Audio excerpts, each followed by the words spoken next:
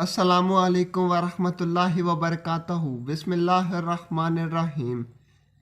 لیکن اس بار اس میں تابوت سکینہ نہیں مل سکا۔ اس کے بارے میں آج تک معلوم نہیں ہو سکا کہ بخت نصر نے اس کا کیا کیا۔ کچھ لوگوں کا کہنا ہے کہ اس مقدس صندوق کی مزید توہین سے بچانے کے لیے اسے اللہ پاک کے حکم سے کسی محفوظ مقام پر معجزانہ طور پر چھپا دیا گیا، جس کا کسی انسان کو علم نہیں۔ لیکن یہودی اس کی تلاش میں کرہ ارض کو کھود ڈالنا چاہتے ہیں۔ ایک اور دلچسپ بات، عام طور پر تاریخ دان ہیکل کی 2 دفعہ تعمیر اور 2 دفعہ تباہی کا ذکر کرتے ہیں۔ تاریخ کے مطالعے سے یہ بات میرے سامنے آئی کہ ایسا نہیں، اس ہیکل کو تعمیر کیا گیا، لیکن اس کے ساتھ بھی ایک دلچسپ کہانی وجود میں آئی۔ ہیروڈس بادشاہ، جو کہ حضرت عیسیٰ علیہ السلام کی پیدائش سے چند سال پہلے کا بادشاہ ہے، اس نے جب اس کی بہتر طریقے سے تعمیر کی نیت کی تو یہودیوں کے دل میں ایک خوف پیدا ہوا کہ اگر اسے نئے سرے سے تعمیر کے لیے گرایا گیا تو دوبارہ تعمیر نہیں ہوگا۔ ہیروڈس نے ان کو بہلانے کے لیے کہا کہ وہ صرف اس کی مرمت کرنا چاہتا ہے، اسے گرانا نہیں چاہتا۔ چنانچہ سن 19 قبل مسیح میں اس نے ہیکل کے ایک طرف کے حصے کو گرا کر اسے تبدیلی کے ساتھ اور کچھ وسیع کر کے تعمیر کروایا۔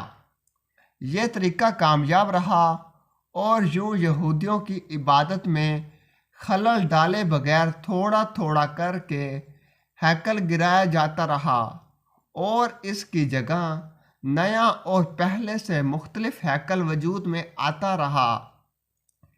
یہ کام 18 ماہ میں مکمل ہوا اور یوں تیسری بار ہیروڈس کے ذریعے ایک نیا ہیکل وجود میں آ گیا۔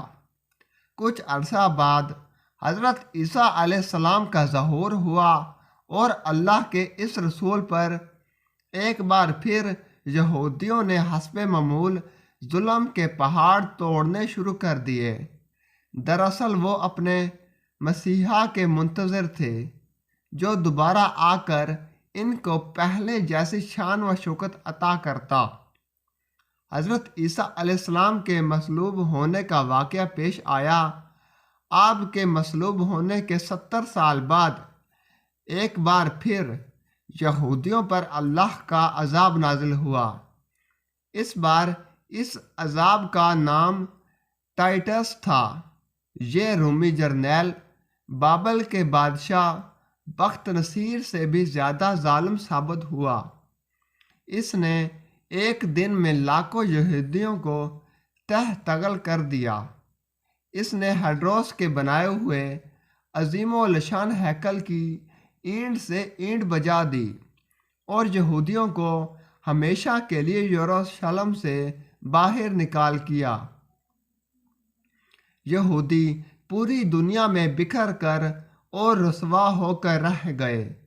کم و بیش 1800-1900 سال تک بھٹکنے کے بعد برطانیہ نے جب فلسطین پر قبضہ کیا تو ساتھ ایک ناجائز بچے اسرائیل کو فلسطین میں جنم دے دیا، اور یوں صدیوں سے دھکے کھانے والی قوم کو ایک بار پھر اس ملک اسرائیل میں اکٹھے ہونے رہنے کی اجازت مل گئی۔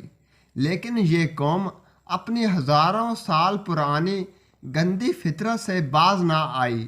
یہ برطانیہ کے جنم دیے ہوئے اسرائیل تک محدود نہ رہے، ایک بار پھر ہمسایہ ممالک کے لیے اپنی فطرت سے مجبور ہو کر مصیبت پڑنے لگے۔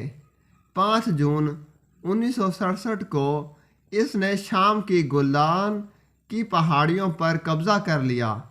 1968 میں اردن کے مغربی کنارے پر قبضہ ہو گئے۔ اسی سال مصر کے علاقے پر بھی کنٹرول کر لیا۔ آج اس قوم کی شرارتیں اور پھرتیاں دیکھ کر اندازہ ہوتا ہے کہ یہ آج سے 2-3 ہزار سال پہلے بھی کس قدر سازشی رہے ہوں گے، جس کی وجہ سے اللہ نے ان پر لعنت کر دی تھی۔ مسلمان ممالک کی بے غیرتی اور بزدلی کی وجہ سے اب اس نے پوری دنیا کے مسلمان ممالک میں آگ لگا کر رکھ دی ہے۔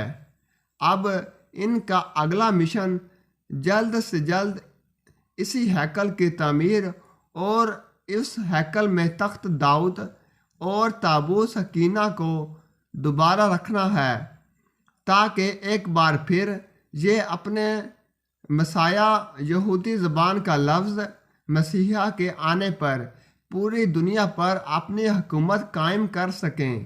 وہ ایک کام انتہائی تیز رفتاری سے کر رہے ہیں۔ اس ہیکل کی تعمیر کے نتیجے میں یہ پوری دنیا جنگ کی آگ میں لپٹ جائے گی۔ امریکہ کے صدر ڈونلڈ ٹرمپ کا اسرائیل کے دارالخلافہ کی تبدیلی کا اعلان بھی اسی سلسلے کی ایک کڑی ہے، لیکن مسلمان اقوام کو کوئی پرواہ نہیں ہے۔ آپ اندازہ کیجئے، یہودیوں کو جس بستی تل ابیب میں بخت نصر نے قیدی بنا کر رکھا تھا، وہ اس کو آج تک نہیں بھولے۔ انہوں نے اسرائیل بنانے کے بعد اپنے ایک شہر کا نام تل ابیب رکھ لیا، جبکہ ہم مسلمان اس مسجد اقصی کو بھی بھول چکے ہیں جہاں ہمارے نبی کریم صلی اللہ علیہ وآلہ وسلم نے معراج کا سفر شروع کیا تھا۔ یہودی آج تک بار بار گرائے گئے ہیکل کو بھی نہیں بھولے، حتیٰ کہ اس میں رکھے تابوت سکینہ کی تلاش میں پوری دنیا کو کھود دینا چاہتے ہیں، جبکہ ہم کو یہ بھی یاد نہیں کہ عراق میں کتنے انبیاء اولیاء کے مزار پچھلے کئی عرصے میں بم گرا کر شہید کر دیے گئے ہیں۔ مسلمانوں جاگو، ورنہ ایک دن پوری دنیا پر ان یہودیوں کی حکومت قائم ہوگی۔